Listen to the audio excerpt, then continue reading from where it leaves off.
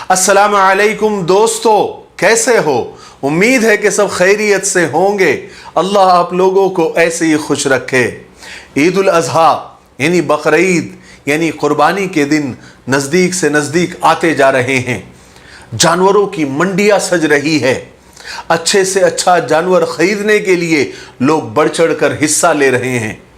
अल्लाह के नाम पर कुर्बानी करके हर कोई ईमान वाला सुन्नत इब्राहिमी को अदा करने की कोशिश में है। हर एक ईमान वाले की चाहत है कि वो अच्छे से अच्छे जानवर की कुर्बानी करके अल्लाह को राज़ी कर सके। हर ईमान वाला अपनी बिसात के मुताबिक अल्लाह के नाम पर अपनी जेब ढीली करने में यानी खर्च करने में पीछे नहीं हटता।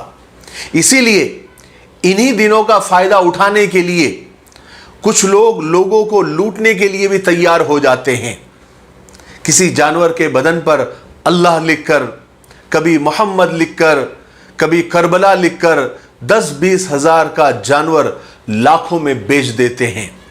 कुछ लोग कुर्बानियों के नाम पर और हिस्सों के नाम पर लाखों रुपये जमा कर लेते हैं, लोगों को धोखा देते हैं, फ्रॉड करते हैं।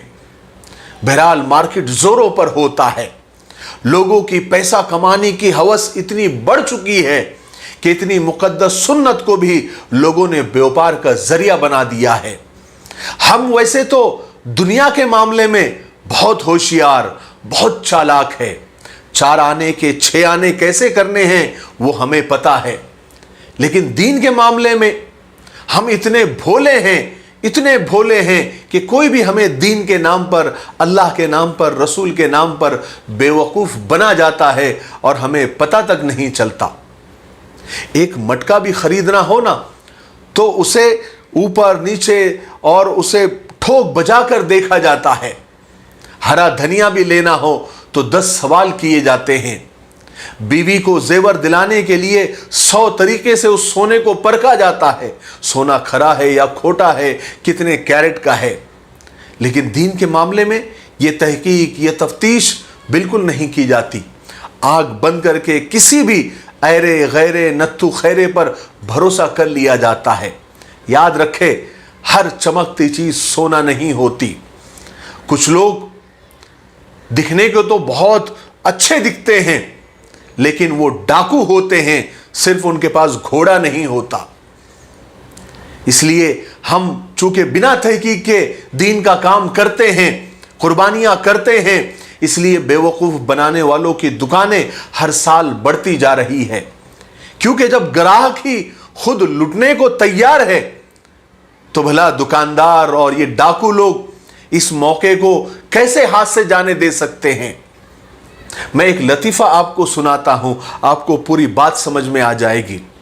2 दोस्त थे, एक बैंक में मुलाजिम थे, नौकर थे। उन्हें कुर्बानी के लिए बकरा खरीदना था।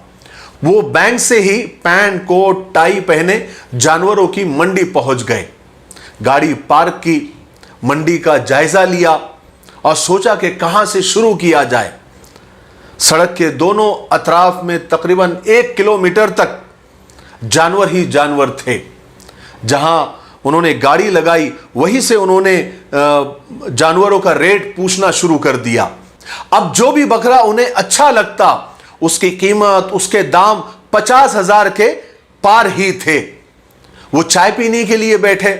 चाय पीते पीते उन्होंने आपस में मशवरा किया और यह तय किया कि हमें 30,000 से ऊपर बकरा नहीं लेना है। यानी अपनी हद उन्होंने 30,000 मुकर्रर की और दोबारा बकरों पर नजर डालनी शुरू की। अब चूंकि बजट कम था, पैसे कम थे, तो उन्होंने कम खूबसूरत जिस्म में दुबले बकरे देखना शुरू किए और बहुत यानी इंतहाई कोशिश के बावजूद उन्हें कोई बकरा 35,000 से कम नहीं मिल रहा था। अब उन्होंने मंडी के दूसरी जानिब भी देखना शुरू किया। चूंकि बैंक से वो आधे दिन की छुट्टी लेकर आए थे, इसीलिए ये बकरा खरीदने का काम उन्हें आज के आज निपटाना था।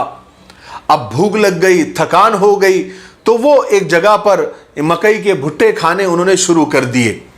अब वो भुट्टे खाते खाते हर एक बकरे का दाम पूछ रहे थे। एक बकरे का दाम उन्होंने पूछा तो मालिक ने 18,000 कहा। तो वो चौंक कर रुक गए क्योंकि पूरे मार्केट में, पूरी मंडी में सबसे कम कीमत इसी ने कही।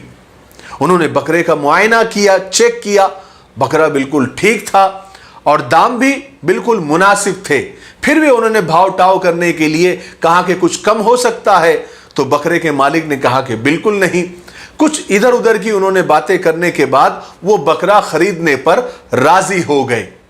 लेकिन अब यहां एक मसला हो गया। अब बकरे के मालिक ने कहा कि वो बकरा नहीं बेचेगा।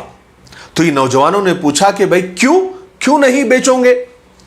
तो उस आदमी ने कहा, पूरी डिटेल बताई कि देखो मैं एक किसान आदमी हूं, गांव से आया हूं और मुझे गधा खरीदना है।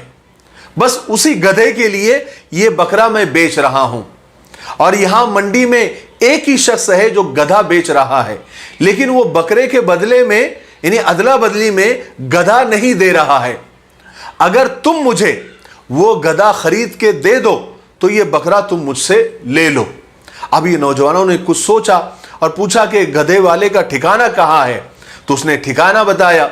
ये नौजवान उसके पास गए तो पता चला कि वो गधा 16,000 में बेच रहा है। इनकी भी बात समझ में आ रही थी कि 16,000 का गधा और 2,000 और दे दिए जाए तो कुर्बानी के लिए हट्टा कट्टा बकरा 18,000 में मिल सकता है। तो उन्होंने 16,000 रुपए गधे वाले को दिए, रस्सी थामी और बकरे वाले की तरफ चल दिए। थोड़े आगे जाकर इनके पैरों तले जमीन खिसक गई, आंखों के सामने अंधेरा आ गया, क्योंकि वहां पर अब बकरे वाला नहीं था, बकरे वाला गायब था। अब जल्दी से पीछे मुड़े, गधे वाले के पास गए तो गधे वाला भी गायब था। अब दोनों बैंक के मुलाजिमीन कोट पैंट पहने हुए, टाई लगाई हुई और गधा यानी गधा हाथ में लिए, गधे की रस्सी थामे मंडी में खड़े थे और लोग उन्हें घूर रहे थे और वो शर्म से पानी पानी हो रहे थे। लेकिन अब क्या हो सकता था कि गधा घर नहीं ले जा सकते थे और न ही उस मंडी में गधे का कोई खरीदार था, इसलिए मजबूरी में गधा वही छोड़ना पड़ा और पूरे 16,000 का चूना लगवाकर ये जेंटलमैन दोनों मुंह लटकाए घर को वापस आए। ये तो वही बात हो गई कि कहां गए थे कहीं नहीं और क्या लाए तो कुछ नहीं। हिलते डुलते मजनू घर को आए और बैल घुमाकर रस्सी लाए। याद रखें, धोखे के बहुत से तरीके हैं। मुझे उम्मीद है कि आप लोगों के हाथ में इस ईद पर गधा नहीं होगा।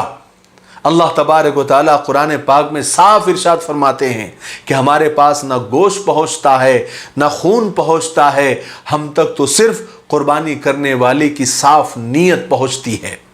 इसलिए लाखों करोड़ों का भी बकरा अगर किसी ने ले लिया, लेकिन नीयत शान बघारना है, गुरूर या घमंड करना है या अपने माल की नुमाइश करना है, तो लाखों और करोड़ रुपए खर्च करके भी कल कयामत के दिन हाथ में गधा ही होगा, यानी हाथ खाली होंगे। इसलिए कुर्बानी करते वक्त नीयत सिर्फ अल्लाह की रजा हो, दिखावा ना हो। अगर हिस्सा भी कहीं दे रहे हो तो अच्छे से तहकीक कर लो और चमड़ा भी कहीं दे रहे हो तो अच्छे से तहकीक कर लो।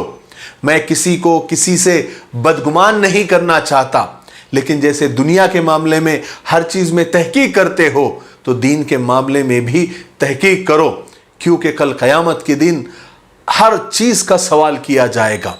अल्लाह तबारक व तआला हम सब की हिफाजत फरमाए और हम सब की कुर्बानी अल्लाह ताला कबूल फरमाए और हमारी नीयतों में इखलास अता फरमाए। मुझे उम्मीद है कि आज की बात सबके समझ में आ गई होगी। तब तक मेरे लिए, पूरी उम्मत के लिए, पूरी इंसानियत, पूरी मानवता के लिए और हमारे प्यारे मुल्क के लिए दुआ करते रहे। अस्सलामु अलैकुम व रहमतुल्लाहि व बरकातुहू।